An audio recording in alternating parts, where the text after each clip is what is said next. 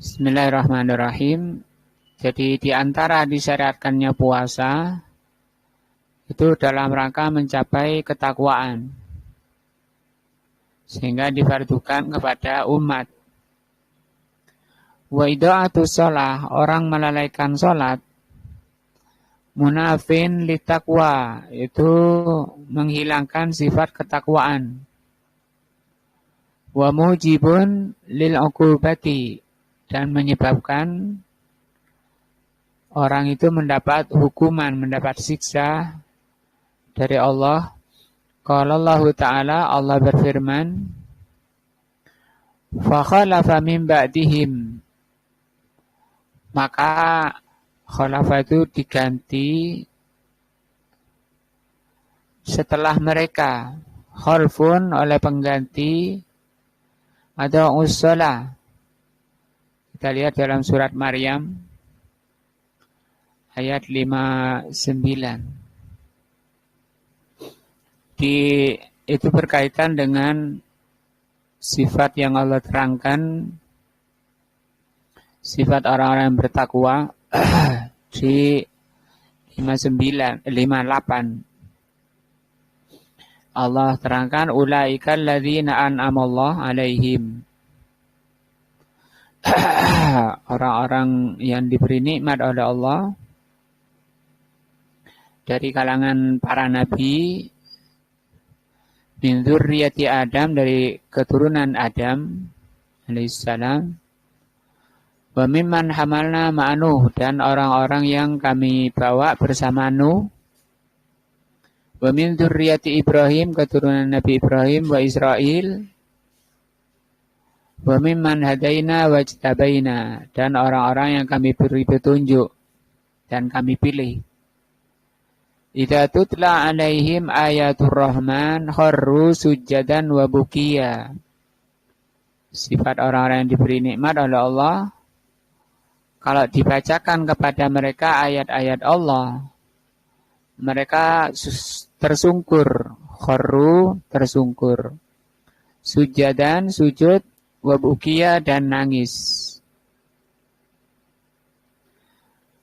Sifat orang-orang yang diberi nikmat oleh Allah. Kemudian disusul generasi yang lebih jelek setelahnya,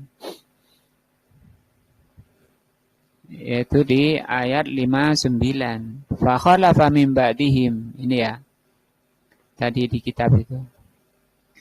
Fa khalafa min ba'dihim khalfun, generasi, ada usalah, yang mereka itu melalaikan sholat. Nah, kalau di artinya di sini mengabaikan, sama ya, melalaikan, mengabaikan sholat. Kenapa mereka sampai lalai sholatnya? Ini sebabnya, wattaba'us syahawat, karena mereka mengikuti hawa nafsu syahwatnya. Ini hawa nafsu ya, nafsu syahwat. Nafsu itu dua, ada syahwat, subuhat. Fasau fayal kau nagoya, mereka kelak akan tersesat. Jadi karena mengikuti syahwatnya, mengikuti nafsunya, pasti mereka sesat, karena mereka juga menyebabkan lalai dalam sholat. Kalau terkait puasa, biasanya tadi karena kenyang, sampai ketinggalan sholat jamaah. Kembali ke kitabnya. Illa man taba, kecuali orang yang taubat. Taubat berarti tidak mengikuti hawa syahwatnya, ya. Dan taubat berarti tidak melalaikan sholat. Nah, wa amana wa amila salihan faulaika yadkhulunal jannata wa la yudlamuna syai'a. Mereka tidak akan dilalaikan. Nah, ini ayat ini menjelaskan penyebab orang itu lalai dalam sholat karena mengikuti syahwat. Kalau anak muda main game, itu masuk syahwat apa syubhat itu Pak Mayar? Ya, Gak dengar Mas Johar, apa Mas Johar? Ya?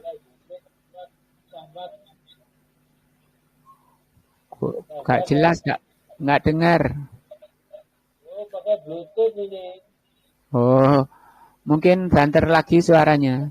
Itu kalau ketagihan game sampai gak jamaah itu syahwat apa subuhat? Syahwat itu, syahwat. Oh iya, betul Pak Mayar. Syahwat ya. Kalau subuhat itu meyakini ajaran agama padahal bukan ajaran agama, itu subuhat ya. Tapi sama itu masuk nafsu.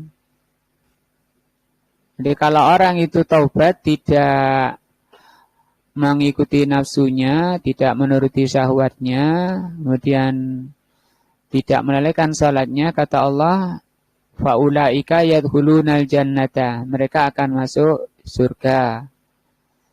Wala yudlamuna syai'a, tidak akan didolimi sama sekali. Wa minas shaimina, adapun orang-orang puasa, ada sebagian orang puasa man yatahawunu, orang yang tahawun itu ngentengno bisolatil jamaah, meremehkan sholat jamaah, ma'awujubiha alaihi, padahal sholat jamaah itu wajib baginya, laki-laki ini. Jadi ini laki-laki. Kalau laki-laki itu memang perintahnya sholat jamaah. Kalau wanita enggak. Waqad amarallahu biha fi kitabihi, Allah perintahkan di dalam Al-Quran. Wa idza kunta fihim, kata Allah, kalau kamu Nabi Muhammad berada pada mereka. Mereka di sini ini pasukan perang atau mujahidin yang sedang berhadap-hadapan dengan musuh. Kata Allah, kalau kamu berada di barisan mereka, di pasukan mereka, fa'aqamta lahumus shalah, maka engkau bisa mengajak mereka untuk sholat. Caranya, kata Allah, faltakum, maka hendaknya engkau berdiri, ta'ifatun, bersama segolongan, minhum, ma'aka. Jadi pasukan perang tadi, kata Allah, suruh bagi dua. Yang satu berdiri bersama Rasul. Wal ya'khudhu aslihatahum fa'idha sajadu. Kalau mereka sedang sujud, suruh letakkan senjatanya. Kita lihat surat An-Nisa ayat 102 ya. Ini yang disebut dengan sholat khauf. Sholat ketika genting perang menghadapi musuh. 102 ya. Ini agak panjang.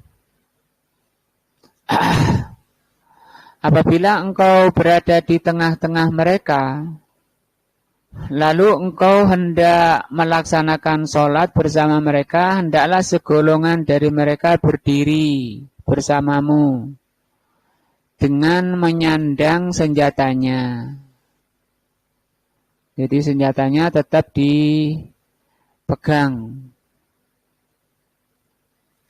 Apabila mereka yang bersamamu telah sujud, ya itu 1 rakaat berarti, hendaklah mereka pindah dari belakangmu untuk menghadapi musuh. Jadi gantian, setelah dapat 1 rakaat, yang golongan kedua berdiri bersama Nabi. Nabinya enggak salam, enggak sip rolling. Jadi ini dibagi dua. ketika satu kelompok itu sholat bersama Nabi, satu kelompoknya menghadap musuh. Setelah selesai sujud, yang selesai sujud tadi gantikan jaga musuh, yang tadi jaga musuh sholat bersama Nabi. Ini, lalu hendaklah datang golongan lain yang belum sholat, agar mereka sholat bersamamu, dan hendaklah mereka bersiap siaga dengan menyandang senjatanya. Nah, ini masih lanjutan tadi yang sudah dibaca artinya. Jadi gantian, dibagi dua pasukan. Dan ini lagi perang ini, lagi berkecamuk perang, tapi waktu sholat masuk. Maka oleh Allah diperintahkan di ayat ini tetap jalankan sholat berjamaah walaupun kondisi perang berkecamuk. Fa'amarallahu bis-salati ma'al jamaah. Maka Allah perintahkan di ayat ini untuk sholat berjamaah. Fi halil qitali, walaupun dalam keadaan perang. Wal khaufi, dalam keadaan takut. Jadi walaupun kondisi ketakutan, itu masih diperintahkan untuk apa? Sholat berjamaah. Fafi halil tumanina, maka kalau kondisi tidak perang dan tidak ada takut, yaitu tumanina, kondisi tenang, wal amni, dan kondisi aman, aula, maka perintahnya lebih keras lagi. Wong yang kondisi perang, kondisi genting, itu pun masih tidak boleh oleh Allah meninggalkan sholat jamaah. Wa an Abi Hurairah radhiyallahu anhu, hadis dari Abu Hurairah radhiyallahu anhu, anna rajulan, bahwa ada seseorang, a'ma, Abdullah ibnu Maktum ini, yang kondisi buta. Qala ya Rasulullah, ya Rasulullah, wahai Rasulullah, laisa li qa'idun, aku tidak punya yang menuntun, aku tidak punya yang membimbing, yang menuntun aku, yakuduni ilal masjid, yang bisa menuntun aku ke masjid. Farakhasa lahu, maka Nabi memberi keringanan padanya untuk tidak sholat berjamaah. Karena alasannya tadi, tidak ada yang menuntun karena buta. Falamma walla da'ahu, setelah Abdullah bin Maktum ini berpaling, dipanggil lagi oleh Nabi. Wa qala hal tasma'un nida'a bis-shalah, apakah kamu mendengar adzan? Qala na'am, ya saya dengar. Qala fa'ajib, maka wajib bagimu menghadiri sholat jamaah. Walaupun apa? Nggak ada yang nuntun. Falam yurakhis, maka Nabi tidak memberi keringanan lahu pada Abdullah tadi yang buta. An-Nabiyu sallallahu alaihi wasallam fi tarkil jamaah. Rasul tidak memberi keringanan kepada Abdullah ibnu Ummi Maktum untuk meninggalkan jamaah. Masih wajib walaupun buta. Ma'annahu rajulun a'ma, padahal dia seorang buta. Satu, walaysa lahu qa'idun. Kedua, tidak ada yang membimbing. Yang ketiga itu disebutkan dalam kitab lain, jalannya itu susah. Banyak melewati kebun-kebun kurma. Wa tarikul jama'ati, orang yang meninggalkan jamaah, ma'idha'atihil wajib, qad harrama nafsahu khairan katsiran. Orang yang meninggalkan salat jamaah, berarti dia telah menyia-nyiakan kewajiban, yang berarti dengannya terluput baginya kebaikan yang banyak. Bid'atil hasanat, dengan menyia-nyiakan kebaikan. Fa inna sholatal jama'ati mudha'afatun, karena sholat berjamaah itu mudha'afah, pahalanya dilipat gandakan. Kama fi sahihain, seperti tersebutkan dalam sahihaini Bukhari dan Muslim, min hadits Ibnu Umar radhiyallahu anhuma, hadis dari Abdullah bin Umar radhiyallahu anhuma, anna Nabiy sallallahu alaihi wasallam qala, bahwa Nabi sallallahu alaihi wasallam bersabda, salatul jamaati, salat jamaah itu, tafaddalu ala salatil fardhi bisab'in wa isrina darajah. Salat berjamaah itu dilipat gandakan 27 derajat. Wa fawwatal masaliha, dan akan terluput dari kemaslahatan al-ijtimaiyah, kemaslahatan bersama, allati tahsulu lil muslimin, yang bisa dihasilkan oleh muslimin biijtimaihim, dengan berkumpulnya mereka, ala sholati, berkumpulnya mereka ketika sholat. Min gharsil mahabbah, berupa tingginya kecintaan, wal ulfah, dan persatuan, wa ta'limil jahil, dan mengajari jahil, wa musa'adatil muhtaj, dan untuk membantu yang butuh.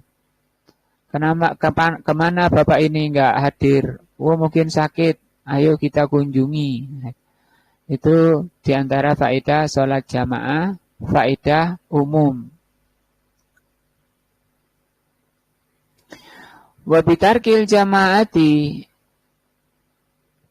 orang yang meninggalkan sholat jamaah, yu'arridu nafsahu lil uqubah, berarti dia telah menghadapkan dirinya pada siksa, menghadapkan dirinya pada ancaman, siap menghadapi ancaman siksa dari Allah. Orang yang meninggalkan sholat jamaah. Wa musabahatil munafikin, dan mereka serupa dengan munafikin. Orang yang tidak sholat jamaah itu serupa dengan munafik. Fafi sahihain, di dalam sahihain, an Abi Hurairah radhiyallahu anhu, anna Nabiy sallallahu alaihi wasallam qala, bahwa Nabi sallallahu alaihi wasallam bersabda, afqalus salawati, paling beratnya sholat, alal munafikin, bagi munafikin, sholatul isya wa sholatul fajri, sholat isya dan sholat fajar. Karena munafik itu, kata Allah, orangnya riya, inginnya dilihat orang ibadahnya. Karena ibadah bukan ingin ridho Allah, ingin selamat, tapi cuma ingin menyelamatkan darah dagingnya di dunia, takut dibunuh oleh mukminin. Maka mereka kalau isya kondisi gelap, nggak ada orang tahu bahwa dirinya ke masjid, dirinya sholat, dan juga fajar.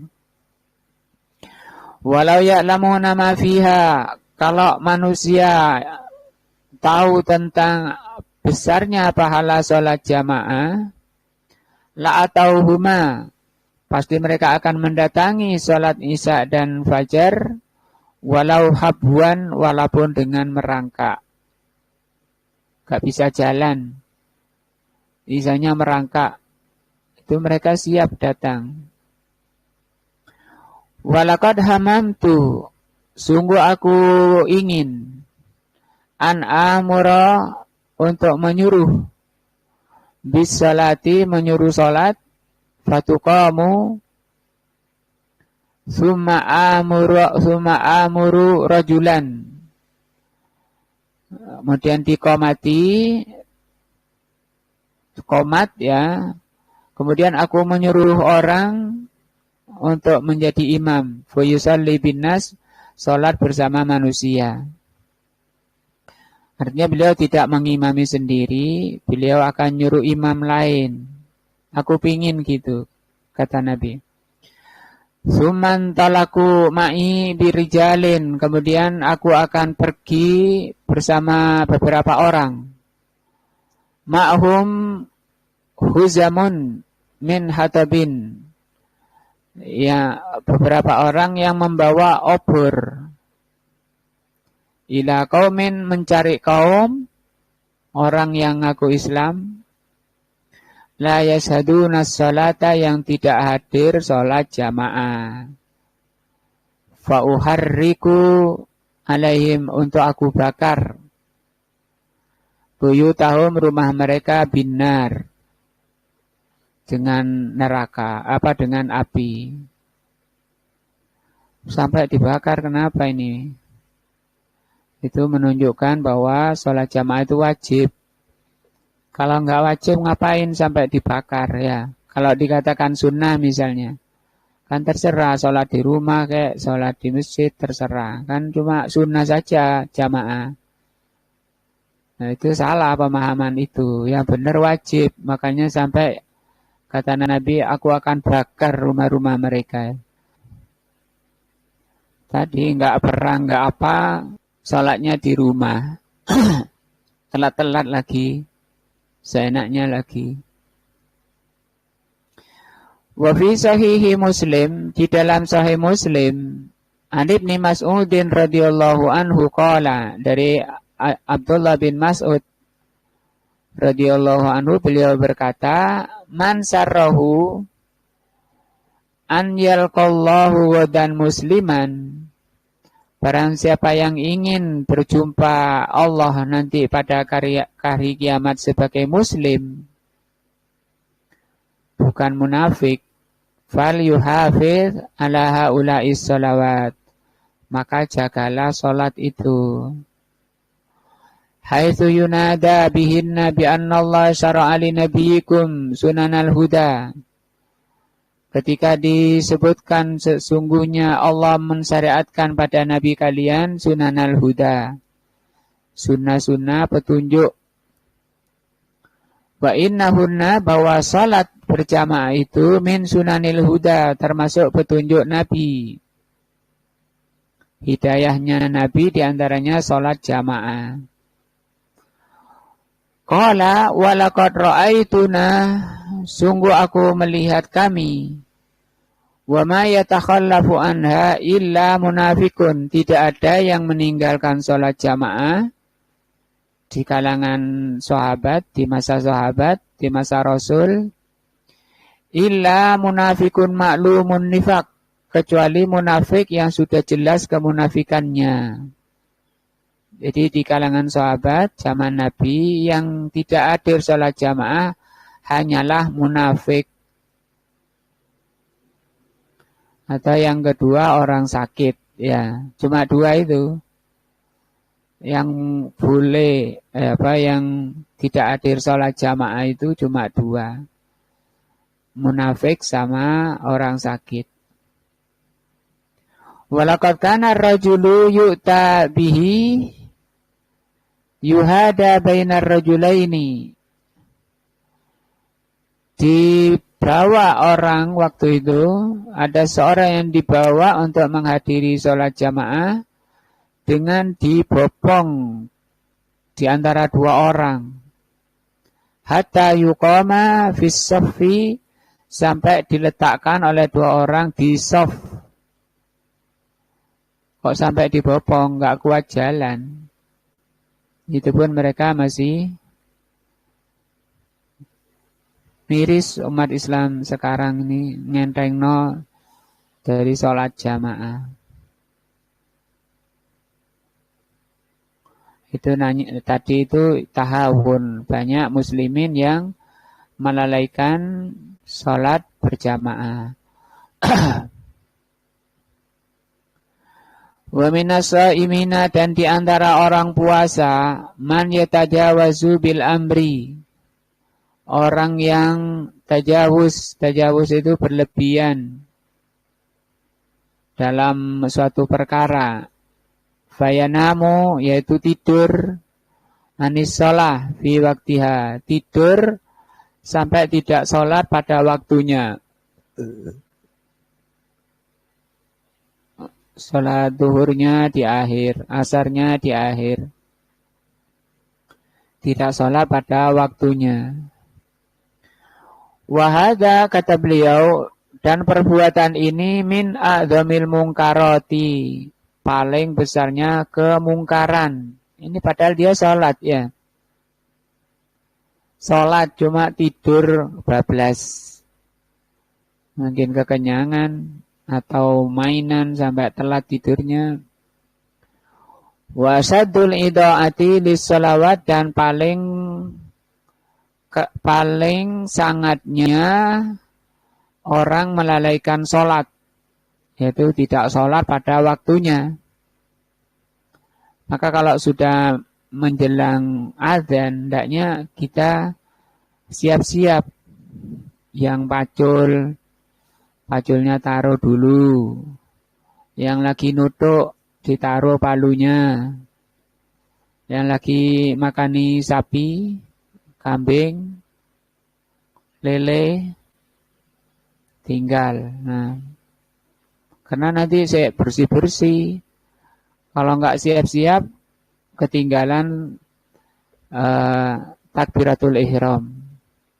Kata Rasul, barang siapa yang tidak ketinggalan takbiratul ihram selama 40 hari, dia akan selamat dari sifat munafik. Nah, memang sifat munafik itu lemotan, ya. Kalau berdiri itu berdirinya kusala, kata Allah. Berdirinya malas, miring, mencelek. Nah, hatta qala katsirun minal ulama, sampai banyak ulama berkata, innaman akhkhara shalah, sesungguhnya orang yang mengakhirkan sholat, nunda-nunda sholat, an waktiha, dari waktunya, biduni uzrin syar'i, tanpa ada uzur syar'i. Ini ibu-ibu yang banyak gini. Notuk-notuk no. Kata beliau, lam tuqbal, sholatnya enggak diterima. Walaupun ikhlas benar, enggak diterima. Wa in shalla mi'ata marrah, walaupun sholat 100 kali. Enggak bisa diganti dengan sholat 100 kali. Nah, jadi ajaran Islam itu kayak tadi, karena rahmahnya kalau bisa nanti kan kelihatan ketika apa? Melewati sirat, ya. Yang lemot-lemot, yang cepat-cepat.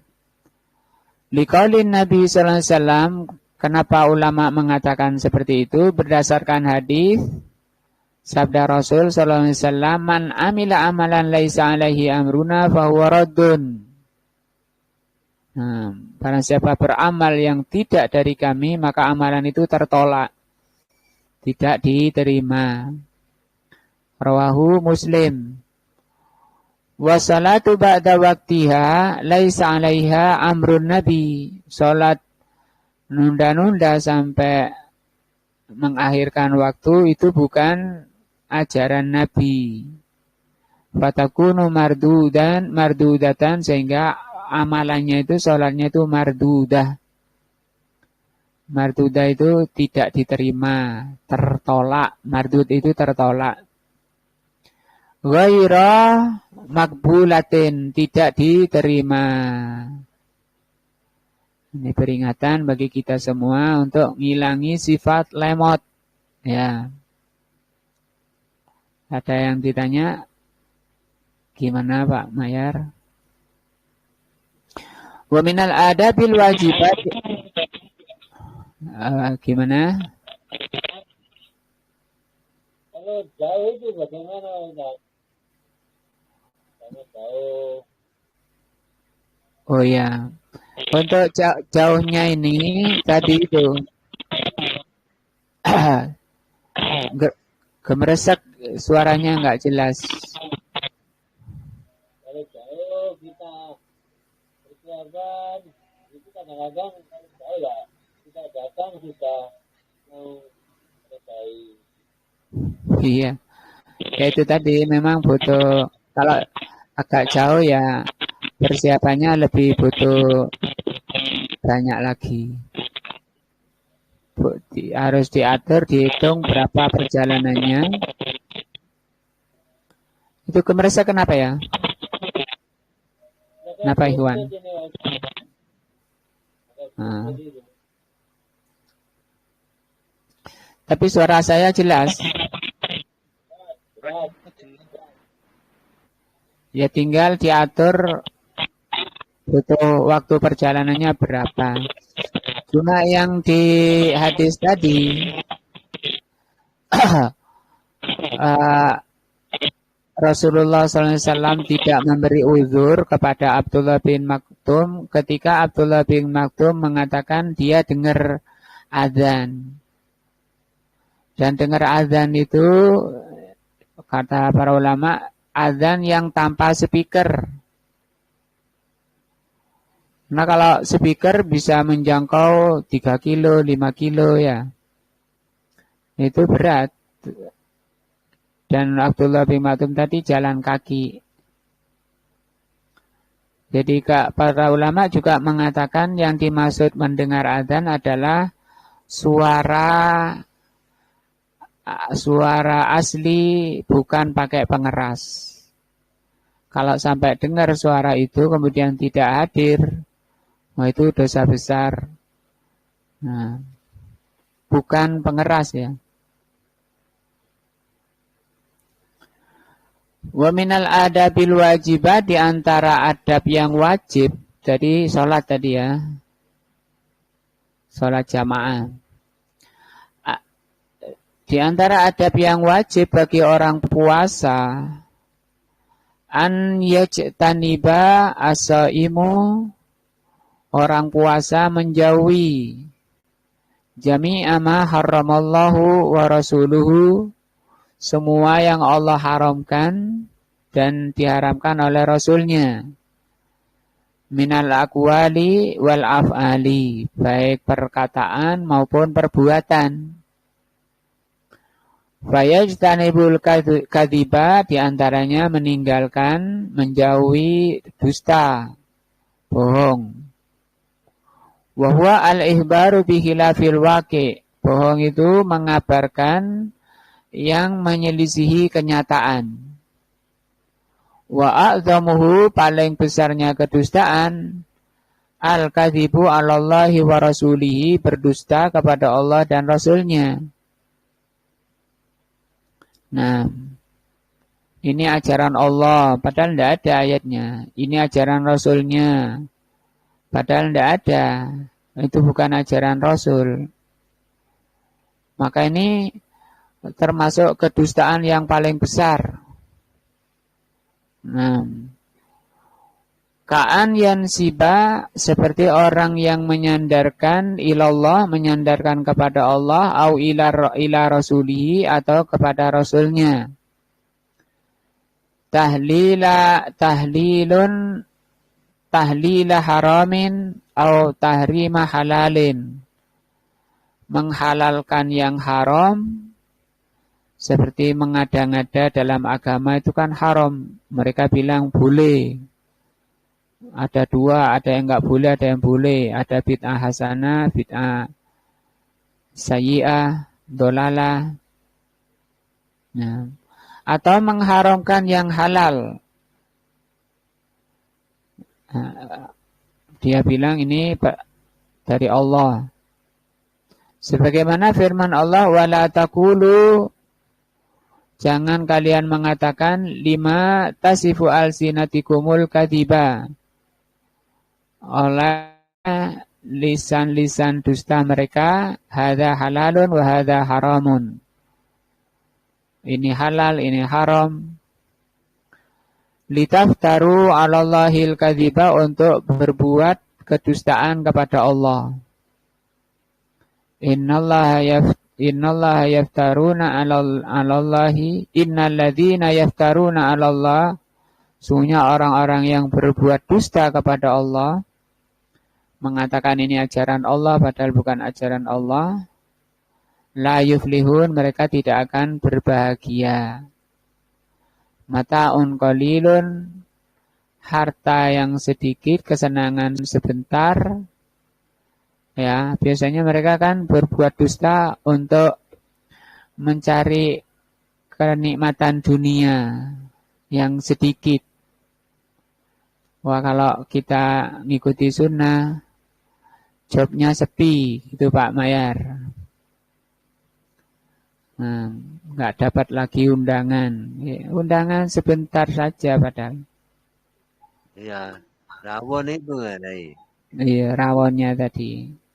Padahal cuma sampai bikin cari ayat-ayat untuk membenarkan perbuatannya yang tidak diamalkan Rasul.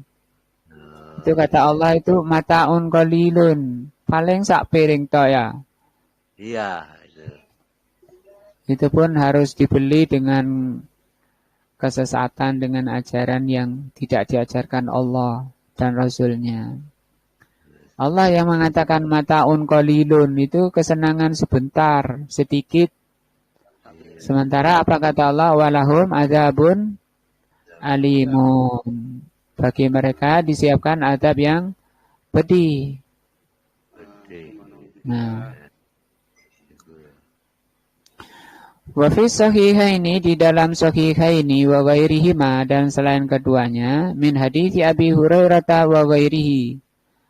Hadis dari Abu Hurairah dan selainnya, anna Nabiya sallallahu alaihi wasallam qaal, bahwa Nabi sallallahu alaihi wasallam bersabda, man kadzaba alayya, barang siapa yang berdusta kepadaku, ya, muta'ammidan dengan sengaja. Ini ajaran Allah, ini ajaran Rasulnya, ini ajaran Rasul, sunnah nabinya. Padahal tidak ada dalam hadis, dalam apa, enggak ada. Maka kata Rasul, fal yatabawwa, maka bersiap-siaplah mak'adahu untuk menempati tempat duduknya minanar di neraka. Ini kan ancaman. Setiap perbuatan yang diancam menunjukkan itu perbuatan dosa besar. Nah, sementara mereka itu, tokoh-tokoh itu modalnya besar memang. Mondok puluhan tahun. Belajar alif bengkok itu loh, lama ya. Untuk bisa baca kitab itu.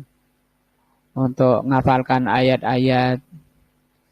Tapi itu dijadikan modal untuk tadi mencari dunia yang disebut dengan mudahanah. Apa mudahana itu, Mas Johar? Kesenangan sebentar. Ubud dunia, mengutamakan kehidupan dunia. Ubud dunia. Lawannya apa? Lawannya melakukan ketaatan. Lawannya menukar kesenangan dunia dengan akhirat itu. Ya, itu namanya mudahana. Mudahana itu mengorbankan dunia, mengorbankan agama untuk mendapatkan dunia. Atau disebut dengan pedagang agama. Atau disebut juga dengan ulama ulama jelek. Ulama jelek, ya. Ulama jelek itu orangnya sudah alim. Kalau ayat hadis ngelontok istilahnya. Iya. Tapi itu untuk mencari dunia yang kata Allah mataun qalilun. Nah, itu mudahana. Lawannya mudarat. Apa mudarat? Menukar kesenangan dunia dengan kesenangan akhirat itu. Ya, sama tadi mudahana itu. Oh, kalau mudarat itu mengorbankan dunia untuk mendapatkan akhirat, ya. Iya. Untuk menjaga agamanya, ya. mengorbankan dunia. Ya. Jadi banyak sekali sekitaran kita itu nggak terhitung, ya, saking banyaknya. Iya itu. Saking banyaknya nggak bisa kita ngitung ajaran-ajaran yang mengatasnamakan ajaran Nabi, Ya. padahal itu kedustaan. Maka orangnya, tokohnya itu oleh Nabi dikatakan syaitan. Iya. Ya, Laisa sampai minha. kita itu mau lewat aja itu susah loh Pak Ustadz. Iya. Ya jangan lewat sudah, cari jalan lain. Nah, iya itu mau lewat aja itu susah sekali itu. Nah ya, nggak ada takutnya Pak ya. Iya. Itu. Nauzubillah, itu penyakitan, namanya penyakit. Iya itu. Wa hadzara Nabiyyu sallallahu alaihi wasallam, Nabi telah memperingatkan minal kadibi, dari dusta, goro tadi ya. Faqala iyyakum wal kadiba, jauhi oleh kalian dusta. Fa innal kadhiba yahdi ilal fujur, karena kedustaan itu menyeret pada kedurhakaan.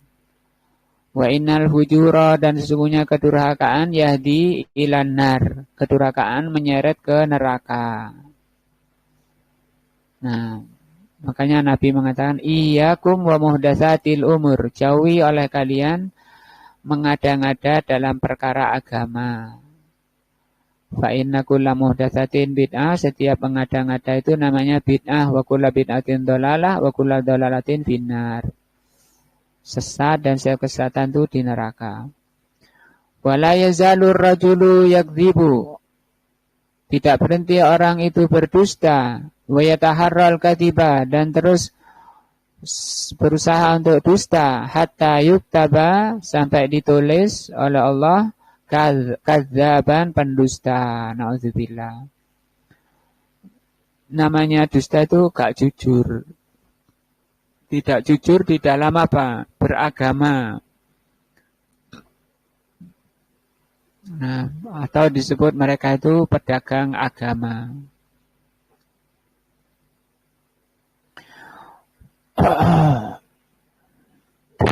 Satu lagi, waya cetanibul ghibah.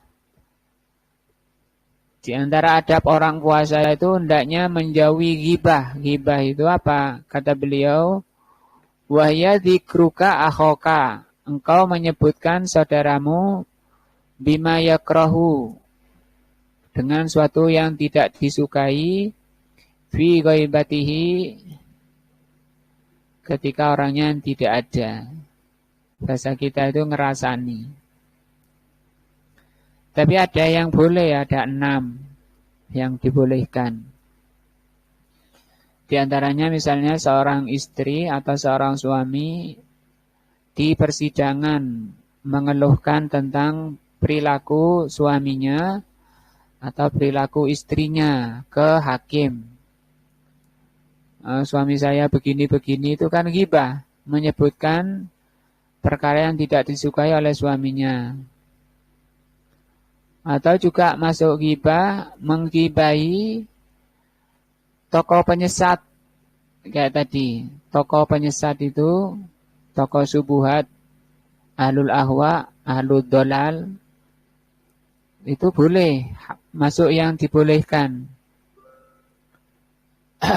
Bahkan Imam Ahmad pernah ditanya mana yang lebih utama, sholat sunnah atau ngerasani tokoh sesat. Kata Imam Ahmad, ngerasani tokoh sesat itu lebih utama. Karena manfaatnya bukan hanya untuk dirinya. Kalau sholat sunnah kan manfaatnya untuk dirinya. Kalau ngerasani orang tokoh penyesat, nah itu menyelamatkan dirinya dan orang lain dari kesesatan penyesat.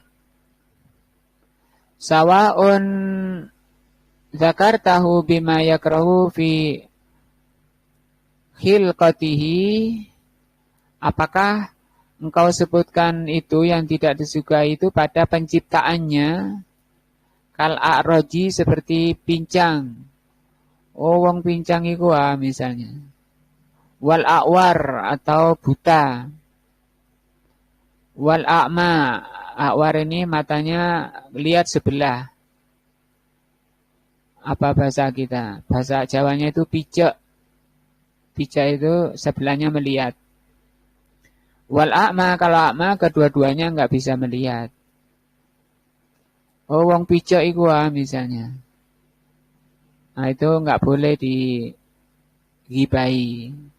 Walaupun penciptaannya. Ala sabilil aibi wadzam, dengan membuka aibnya dan mencela. Au bima yakrahu fi khuluqihi, atau berkaitan dengan akhlaknya. Fisiknya normal, sempurna, tapi akhlaknya. Kal ahmaki, seperti ahmak. Ahmak itu bodoh. Wasafi, sama ya. Pendir, ahmak itu pendir. Safi itu bodoh. Wal fasik, orang fasik. Nah. Wasawa'un kana fi ma taqul am lam yakun. Apakah orang yang dirasani itu memang ada padanya atau tidak ada? Nah, li'anna Nabi sallallahu alaihi wasallam su'ila anil ghibah, karena Nabi pernah ditanya tentang ghibah. Faqala, maka Nabi mengatakan, hiya dzikruka akhaka bima yakrahu.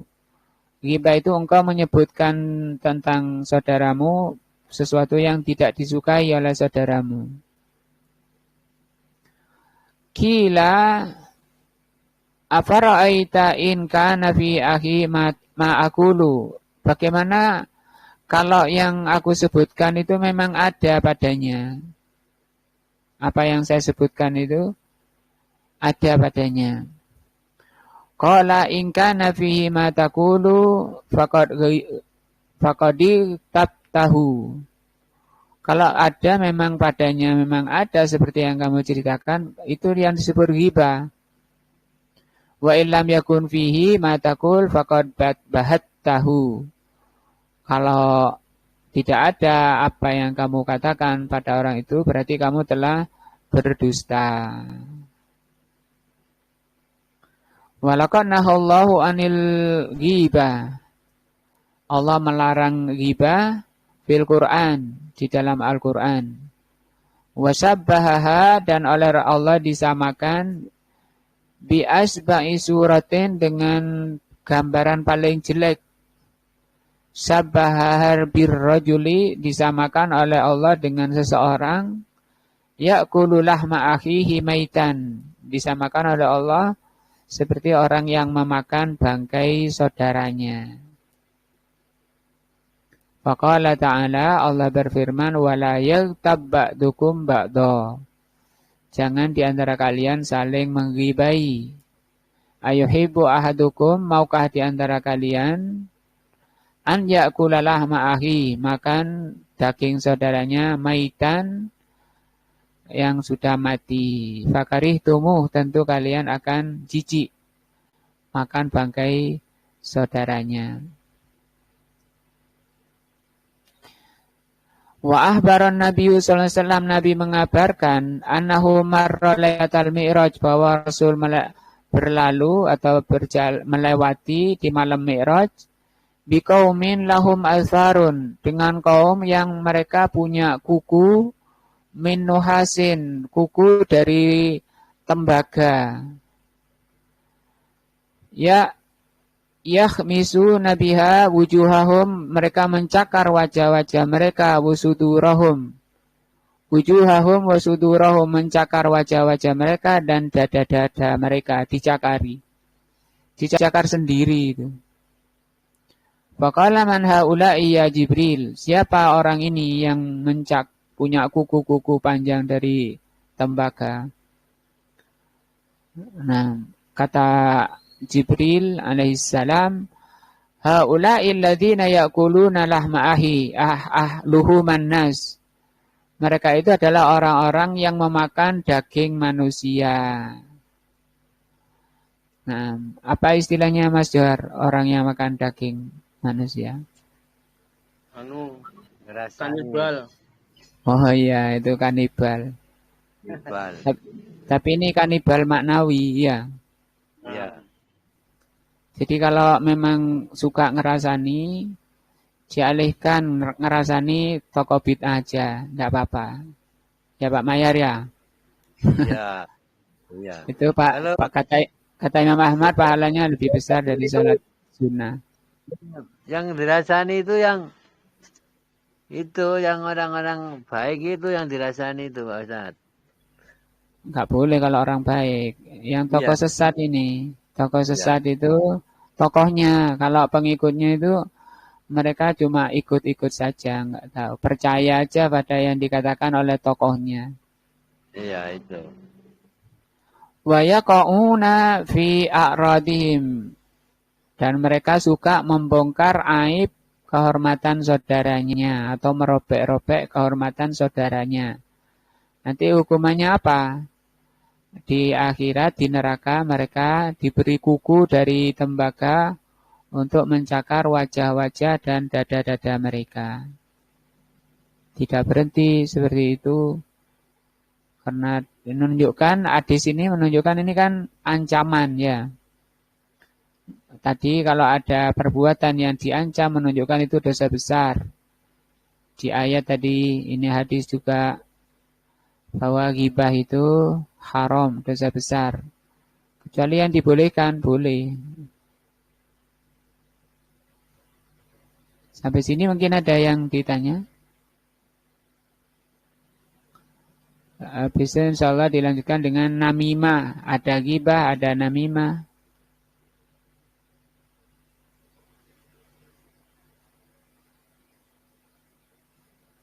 Kalau hujan gimana Ustaz? Hukumnya ke masjid itu Ustaz? Oh ya, ada 12 perkara yang dijadikan uzur untuk tidak hadir di sholat jamaah di masjid. Diterangkan oleh Syekh Utsaimin di dalam kitab Syarhul Mumti. Di antaranya hujan. Hujan yang kalau keluar itu gelumus. Kalau hujannya rintik-rintik tidak sampai gelumus itu belum masuk ke uzur. Masuk ke hujan jalannya becek. Nggak bisa jalan. Jalannya becek. Nah, banyak perkara yang disebutkan ada 12 di Syarhul Mumti. Di antaranya itu sakit. Nah, atau yang kedua juga yang ketiga menjaga orang yang nazak. Kalau ditinggal nanti orangnya balik dari sholat ketemu mati. Tadi mau berangkat itu masih ngomong. Mau berangkat ke masjid, sudah ditalkin. Mbah baca la ilaha illallah. Dan baca la ilaha illallah ditinggal.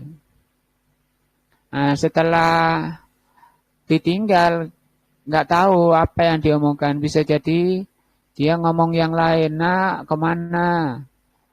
Nah, aku haus, aku lapar. Bisa jadi kan. Karena syaitan juga tidak akan meninggalkan untuk mengeluarkan dari husnul khotimah. Menjaga orang. Atau juga disebutkan oleh Syekh ketinggalan pesawat. Ini pesawatnya tiketnya jam 11.30. Landingnya pesawatnya 11.30. Kalau sholat jamaah nanti sholatnya keluar jam 12 baru keluar dari masjid, ketinggalan. Nah, itu juga boleh.